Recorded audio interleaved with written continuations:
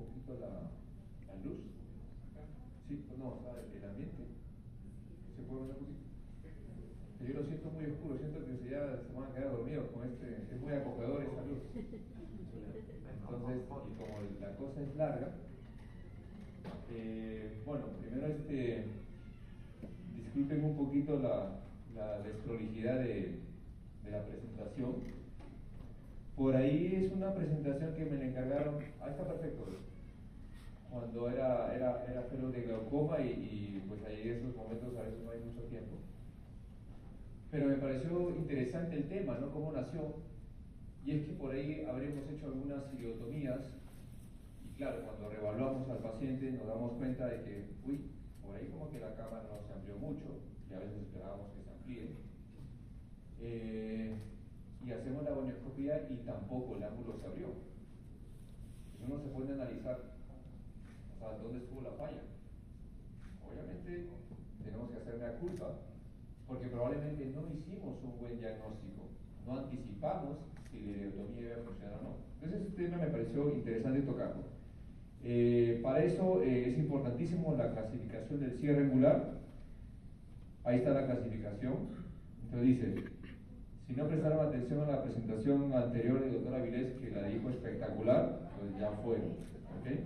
Ahí está la clasificación. Entonces, rápidamente la idea es reforzar un poquito el tema de cierre angular, ¿no? Entonces los mecanismos, ojo, no todo es bloqueo pupilar, o sea, bloqueo pupilar es lo más frecuente, por supuesto, pero no todo es eso. Miren, hay 4 mecanismos. Entonces, el segundo está a nivel del cuerpo ciliar, el tercero es el cristalino, y el cuarto es el llamado, o mal llamado glaucoma maligno, ¿no? Entonces, que viene a ser un bloqueo cilio-lenticular, el famoso bidireccional.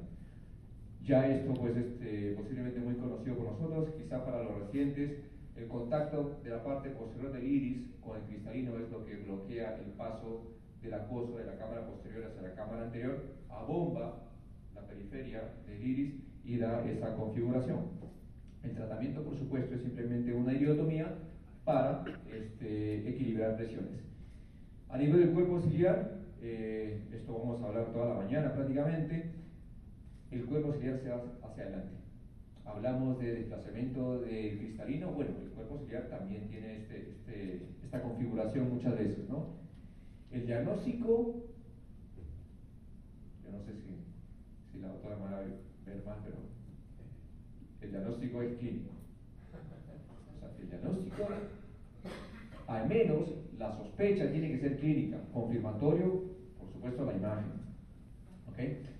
Entonces, tercer nivel, no abrió. ¿Por qué? Porque el problema del cierre angular no era el bloqueo pupilar, era el desplazamiento del cristalino o el agrandamiento, ensanchamiento del cristalino. ¿Ok? Entonces, cuidado con los pacientes con pseudofoliación, lo dijimos, ¿no? Pseudofoliación y cámara estrecha, tengan mucho cuidado. ¿Ok? Entonces, el tratamiento, por supuesto, es sacar el cristalino, por más que esté transparente. O sea, no tengan miedo en plantear una cirugía de cristalino cuando corresponde. ¿Okay? Incluso, por más que la paciente tenga alrededor de los 50 años, si el mecanismo es ese, no hay problema. Entonces, he visto pacientes que han perdido la visión por este mecanismo, con ileotomía, por supuesto, que obviamente se cerró el ángulo. Y bueno, la paciente llega con 30, 40 presiones y ella ni cuenta. Y agudeza visual cuenta de eso. Entonces, ojo, no se trata de edad, se trata de saber el mecanismo. Y el glaucoma, bueno, mal llamado glaucoma maligno, es un tema en realidad bidireccional, y esto se da porque hay un bloqueo, hay un contacto del cuerpo ciliar con aproximadamente el ecuador del cristalino y hace que el acuoso vaya para atrás. Entonces se hidrata el vitrio y todo eso empuja. ¿Okay? Y al empujar cierra el ángulo, por supuesto. Entonces, bueno, ¿qué pasa si la ileotomía, digamos, no funciona? Es decir, los ángulos persisten estrechos luego de la misma. Entonces hay que descartar los mecanismos restantes. No es tan difícil. ¿Okay? Entonces, hablamos del segundo mecanismo, el segundo nivel, el iris plató, gonioscopía, pero importante es la gonioscopía dinámica. por ahí un gonioscopio que es excelente, el de 3 espejos, quizá no nos da esa posibilidad. Tiene que ser un gonioscopio que tenga contacto en córnea y que sea el diámetro menor que la córnea para hacer dinámica. Entonces, aquí les presento este famoso signo, que es el signo de la doble jiba o de la S. ¿Por qué? Esta primera jiba es el cristalino. Acá hay un hundimiento que es normal por la presión que estamos haciendo, y acá hay otro levantamiento, otro montículo. Eso es porque el cuerpo ciliar está hacia adelante y hace como un rodete. Entonces, ahí lo vemos, el signo de la S. Claro, una vez que nosotros vemos cuál es el diagnóstico, configuración de iris plató. Bueno, el diagnóstico, bueno, con UM confirmatorio, esos son los signos, ya la doctora lo va a hablar mucho más a profundidad. También se puede hacer por OCT, ¿sí? Quizás no sea el examen más completo porque no puedo evaluar cuerpo ciliar, pero al menos puedo tener esta configuración. Se ve bastante bonito, la verdad. ¿Okay? Miren cómo viene el iris plano, se ve que la cámara, ¿okay?, es amplia, pero miren cómo viene acá y se angula y crea este camino casi como que escondido. Y ahí miren que este paciente es pseudofágico. ¿Ok? Entonces, ya les voy a comentar si hay tiempo de este casito. Bueno, entonces, ¿cuándo sospechamos del iris plató? ¿Ok? Si obviamente hacemos la iridotomía y el ángulo sigue estrecho. Pero la pregunta viene acá. Entonces, Marco, oye, si yo ya veo que es una configuración de iris plató, entonces, ¿ya hago iridotomía o no? ¿O ya de frente me voy a la iridoplastia? ¿O me voy a otro tipo de tratamiento? Hay que hacer iridotomía igual, porque muchas veces hay un componente mixto de bloqueo pupilar que quizás no lo estamos viendo muy bien, pero por lo menos ya descartamos ese mecanismo. Entonces eso tiene que ir de la mano con iridotomía obligado. Entonces puede ser como tratamiento y como diagnóstico. Ah, no me funcionó, ahora sí. Era un iris plató bueno, pero ya eliminamos el bloqueo pupilar. Pseudo plató. No sé si vale el término, pero es decir, tiene la configuración, pero no es la causa. No es el cuerpo ciliar que está anteriorizado. Es un quiste. ¿Okay?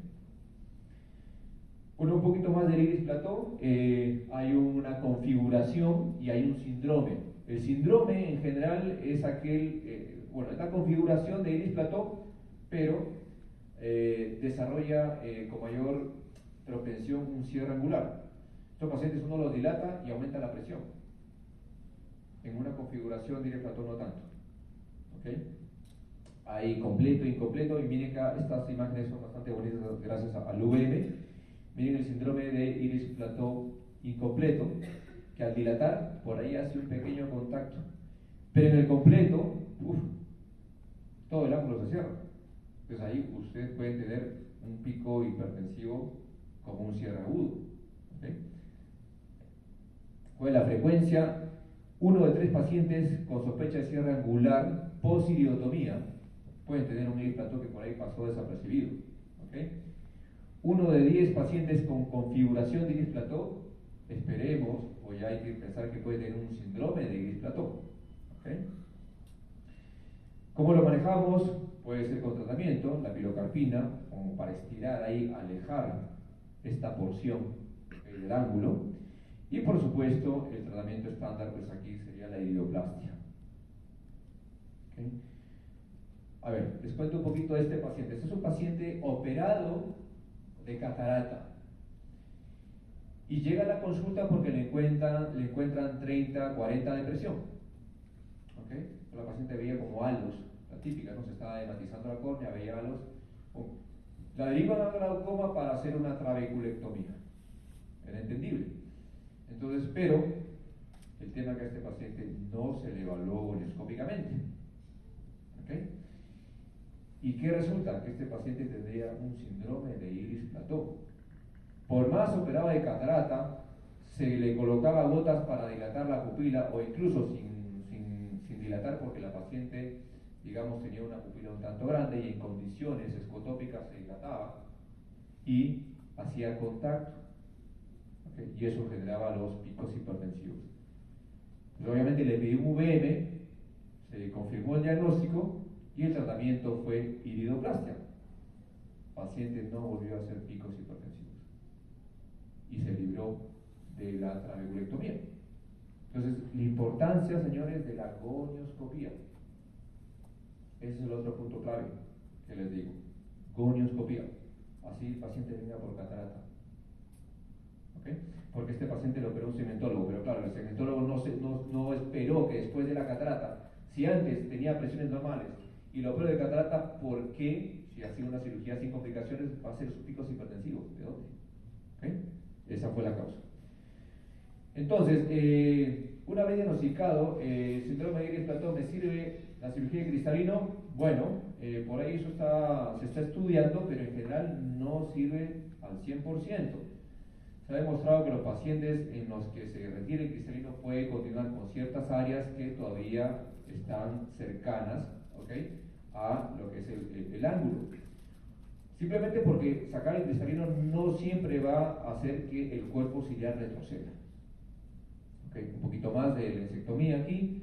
La conclusión de la cirugía de catarata significa que contribuye sí a la ampliación del ángulo, pues la cámara amplia, pero no siempre va a abrir el ángulo. Okay, entonces se los acabo de mostrar con el caso anterior. Un tratamiento quizá más completo y definitivo puede ser la endociclofotocoagulación, porque ahí estoy como que contrayendo el cuerpo ciliar. ¿Okay? Lo estoy haciendo como una pasita. Entonces voy a eliminar un poquito ese mecanismo de anteriorización. Y obviamente si quiero hacer endociclofotocoagulación, obligadamente toca hacer la cirugía de catarata o de cristalino, la lensectomía. ¿Okay? Entonces, bueno, este es otro estudio de Hollander. Hollander concluye que sí, la lensectomía más endociclo puede actuar sobre la causa anatómica que produce el síndrome de Iris-Platón. Obviamente es el tratamiento ya, la última opción que tenemos para este tipo de casos, si es que una iridoplastia no nos llega a funcionar. Quiero dejarlos con esta tablita, ya que estamos hablando de por qué nos persiste el cierre angular después de una iridotomía. Ojo en pacientes jóvenes. Por ahí uno que otro habrá visto en un paciente de rango de 30 a 40 años, generalmente mujeres, con unos ángulos estrechos. ¿Okay? Yo por ahí más joven fue un paciente de 27 años, me acuerdo, que se le hizo igual una iridotomía en ese momento. Esa fue la decisión. Pero miren, lo curioso de esto. Miren las causas. Síndrome de Iris-Platón, hasta un 52%. ¿Ok? Entonces, y el bloqueo pupilar, 3%. Entonces, en menores de 40 años hay que pensar en otras cosas y no el que el problema sea el bloqueo pupilar. Y posiblemente la iridotomía no sea la solución. ¿Okay? Cuidado con este grupo etario. No es frecuente, pero llega. Conclusiones. La causa más frecuente del cierre angular, sí, es obviamente el bloqueo pupilar. El cierre en pacientes jóvenes, ¿okay?, no suele deberse a bloqueo pupilar, 3% en ese último estudio. El VM es fundamental para identificar mecanismos de cierre angular, obviamente. Hay que familiarizarnos un poquito con la detección digamos, del síndrome, más que todo la configuración de Iris-Platón, ¿okay?, porque no es fácil. Entonces hay que echarle la práctica, la gonioscopía y la dinámica. Finalmente, no todo cierre angular es por bloqueo pupilar. Gracias. Vamos a hacer un pequeño change con la doctora Quesada. Ella va a hablar ahora de OCT y VM y yo